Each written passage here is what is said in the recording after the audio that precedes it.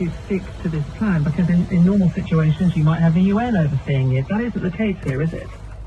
It's not necessarily the case that we would have the UN being involved, but in the 20-point peace plan, it does very clearly outline that there would be an international stabilization force deployed to Gaza. Now, this force wouldn't necessarily act as a peacekeeping force that we've seen the UN deploying as in other areas, for example, but it would be a force that would be made up of soldiers from a variety of contributing states, including some further afield countries like Indonesia that have said they'd be willing to participate. And this would act essentially as some form of mediating force within Gaza. It would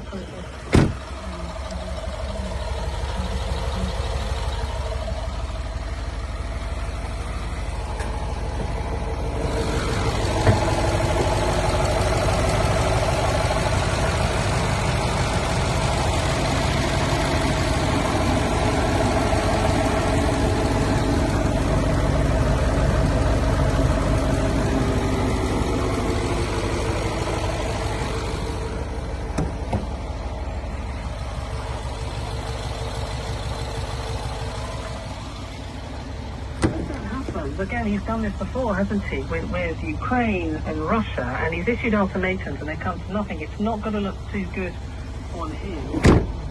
Move pretty quickly now, is it? Absolutely, and he was very clear last week. It was the middle of the week that he said Hamas must respond within 3 to 4 days, and it took Hamas several days more. The peace plan clearly outlines that all of them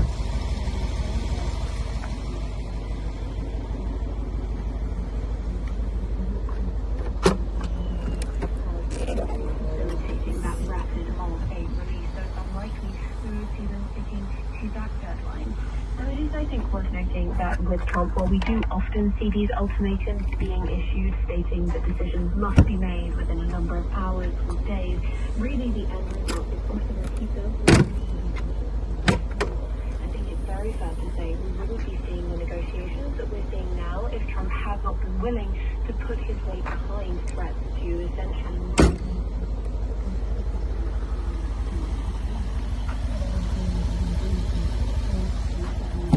compared to the situation 2 weeks ago when there were no discussions and there were very limited prospects for a ceasefire being implemented in Gaza. Thanks for joining us, Megan. Megan Sutcliffe there, Middle East and Africa analyst for Civiline. It's a strategic risk advisory group. 22 minutes past 6. Now, still to come on Drive this evening, we're talking to a scientist who's researching the development of motor neurone disease in elite athletes. It's after the news, of course, that the former rugby player Lewis Moody has been diagnosed with the condition. Also, it's Monday, so it means Must-Watch is on the way. Scott Bryan is standing by, collecting a selection of top TV picks to entertain you this week. And we've been asking for your